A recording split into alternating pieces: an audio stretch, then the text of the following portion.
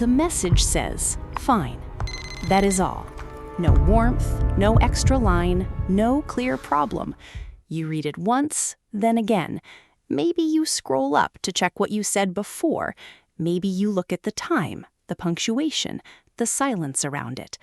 Technically, almost nothing happened, but inside your body, the whole day has already changed.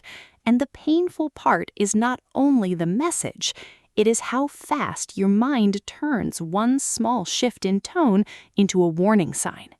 A lot of people know this feeling. One short reply, one cooler voice, one sigh, one pause that lasts half a second too long, and suddenly your attention is no longer on your work, your evening, or your own thoughts. It is on them, their tone, their face, their mood. You start checking the emotional weather as if something important just moved. Then comes the usual explanation. I'm overreacting. I'm too sensitive. I always do this. I should be able to handle normal communication like a normal adult. And on the surface, that explanation sounds reasonable because the trigger really was small. But that does not mean the explanation is true. The deeper question is not why one reply can bother you so much. The deeper question is why your mind reacts so quickly before you even have time to think clearly, why your body tightens first and your interpretation comes second, why one tiny change in someone else can pull your whole system into scanning mode. For many people, this is not random. Sometimes the mind learns that emotional shifts matter early, not because every change leads to conflict, and not because you definitely came from some dramatic story, but because your system may have learned that warmth could turn cold without much warning. Someone became distant, someone got quiet, someone sounded disappointed, someone withdrew affection, patience, softness, or approval, and the safest move was to notice it early. When that kind of learning settles in, the mind becomes a fast reader of tone. It does not wait for a full explanation. It notices a shorter text, a flatter voice, a face that looks slightly different, a silence that feels heavier than usual. Then it starts building meaning around the signal. Are they upset? Did I do something wrong?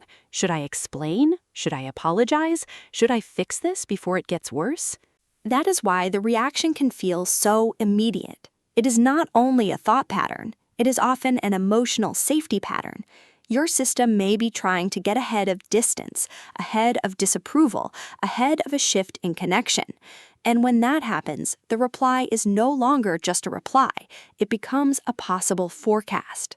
This also explains why reassurance often does not last very long. Even if the other person says everything is fine, the monitoring part of the mind may stay active. It keeps checking for consistency. Was their voice warm enough? Did they answer too fast, too slow? Was that smile real? Did that pause mean anything?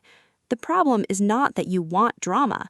The problem is that your system does not fully trust that calm is stable yet. In adult life, this pattern can look like personality.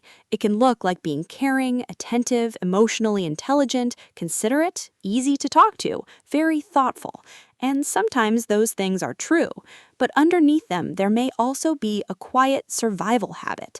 You track the room, you track the mood, you track the person who seems slightly different. And by the time you finally check what you feel, your own mood has already been replaced by theirs. Imagine sending a message you thought was perfectly normal. Later, the reply comes back, sure, or fine, or okay. Nothing rude on paper, nothing you could prove in a courtroom, but your chest drops. Now you reread your own message. You wonder if you sounded cold, too much, too needy, too demanding. You start writing a follow-up that explains what you meant, even though no one actually asked for one. This is where the day can quietly get ruined, not because a catastrophe happened, but because your attention has been recruited. You are no longer fully living your evening. Part of you is now managing an invisible emotional investigation. And the hardest part is that other people often do not see this. From the outside, you may look completely functional. Inside, your mind is replaying tone, searching for danger, and trying to restore safety before anyone even confirmed that safety was missing. Over time, this can become exhausting. You may become the person who apologizes early, explains too much, softens every message, adds extra reassurance, reads faces too carefully, or feels a drop in your stomach whenever someone sounds slightly off. And because the trigger seems small, you may shame yourself even more.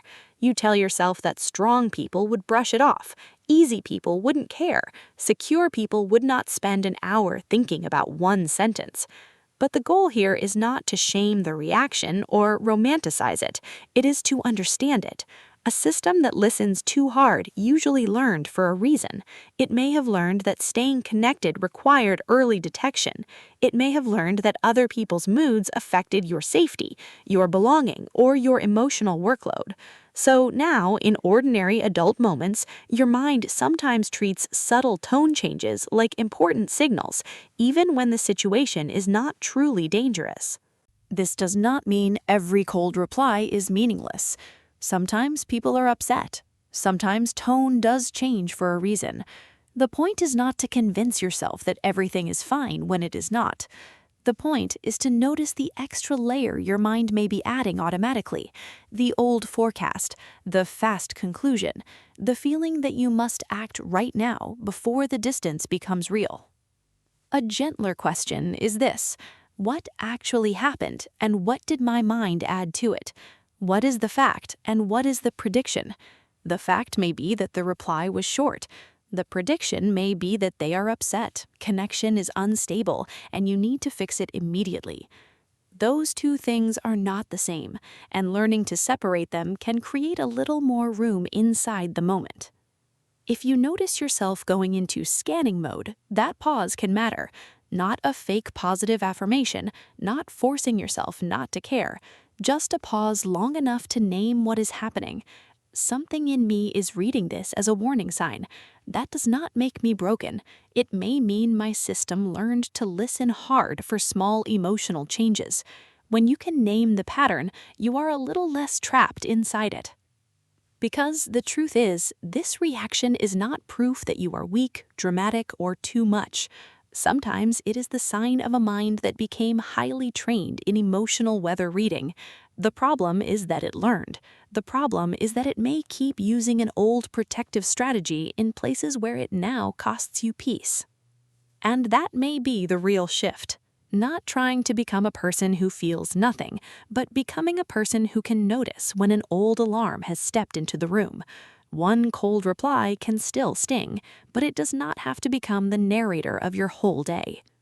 If this pattern felt familiar, stay with the channel. Hidden Patterns is about the quiet emotional habits people often mistake for personality. And if you want, the next place to go is the pattern underneath early apologizing and why some people try to calm other people down before anyone has even said they are upset.